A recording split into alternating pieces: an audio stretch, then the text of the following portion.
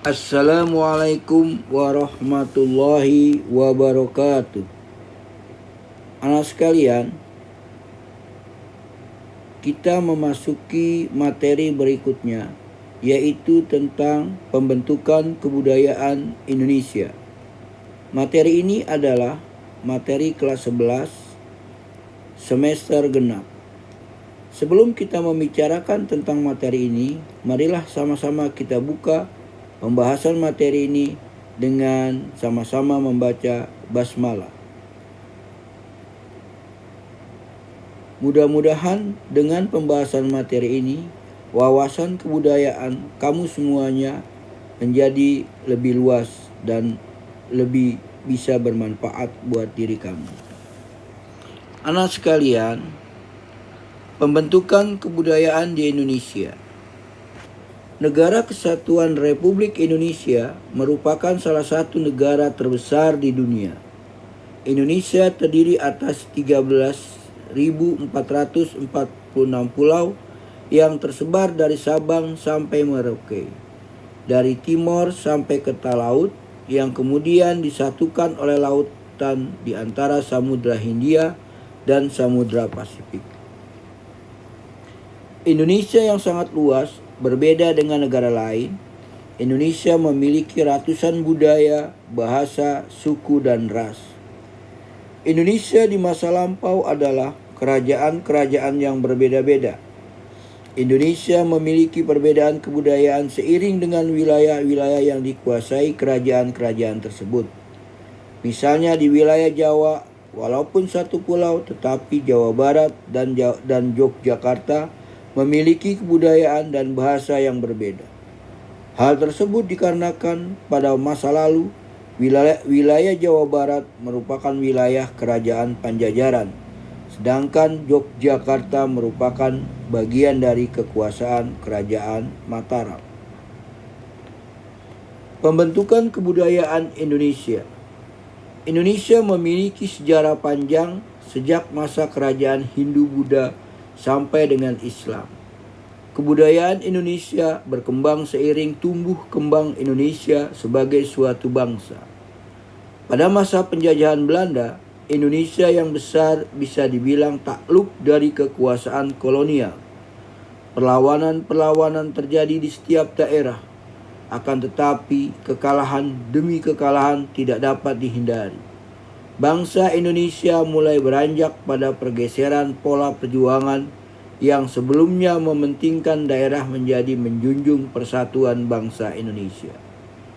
Perjuangan bangsa Indonesia semakin terlihat nyata setelah para pemuda Indonesia mencetuskan Sumpah Pemuda pada 28 Oktober 1928. Setelah 17 Agustus 1945, Soekarno-Hatta memproklamasikan Indonesia sebagai satu negara. Indonesia tidak lagi menjadi kerajaan-kerajaan, tetapi bersatu menjadi Negara Kesatuan Republik Indonesia. Pembentukan kebudayaan Indonesia, di mana Indonesia sebagai bangsa dan negara tetap tidak meninggalkan budaya-budaya asli tiap daerahnya. Bangsa Indonesia merupakan perwujudan dari suku-suku bangsa yang ada di Indonesia. Semboyan bangsa Indonesia yaitu Bhinneka Tunggal Ika, yang artinya berbeda-beda suku bangsa tetapi tetap satu Indonesia. Semboyan ini mengikatkan emosional suku bangsa yang ada di Indonesia, sehingga menumbuhkan rasa persaudaraan dan toleransi antar suku bangsa sebagai sesama bangsa Indonesia. Oleh karena itu, bangsa Indonesia disebut multikultural. Setiap suku bangsa memiliki kedudukan yang sama dalam negara. Bahasa Indonesia merupakan bahasa persatuan yang digunakan di Indonesia. Bahasa Indonesia digunakan sebagai bahasa pengantar dalam interaksi antar suku bangsa di Indonesia. Bahasa Indonesia harus dijaga dan dipergunakan secara baik dan benar sebagai identitas kebanggaan dalam pergaulan internasional. Akan tetapi, dengan menjaga bahasa Indonesia bukan berarti melupakan bahasa daerah. Setiap warga negara Indonesia wajib menjaga dan menggunakan bahasa daerah dalam kehidupan sehari-hari. Pembentukan kebudayaan Indonesia selanjutnya adalah dengan adanya identitas nasional berupa wilayah, bangsa, dan bahasa yang sama, yaitu Indonesia berarti menghilangkan identitas daerah berupa suku bangsa dan bahasa daerah. Artinya, seseorang sebagai warga negara Indonesia, secara emosional, seseorang tersebut berasal dari daerah, suku bangsa, dan memiliki bahasa daerah asalnya. Oleh karena itu, selain menjaga dan mengembangkan identitas nasional, setiap warga negara Indonesia berkewajiban melestarikan dan mengembangkan identitas daerah asalnya. Identitas nasional juga berupa nilai-nilai yang mengatur tingkah laku seseorang sebagai warga negara Indonesia. Nilai-nilai berasal dari kearifan budaya yang ada di seluruh wilayah Indonesia. Nilai-nilai tersebut antara lain ketakwaan terhadap Tuhan Yang Maha Esa, rukun, toleransi, gotong royong, musyawarah, ramah tamah, sopan santun, persaudaraan, harga diri, tenggang rasa, dan kreatif. Nilai-nilai tersebut dianggap luhur sehingga dipahami, dianut, dan dijadikan pedoman oleh bangsa Indonesia yang tercantum dalam dasar negara, yaitu Pancasila.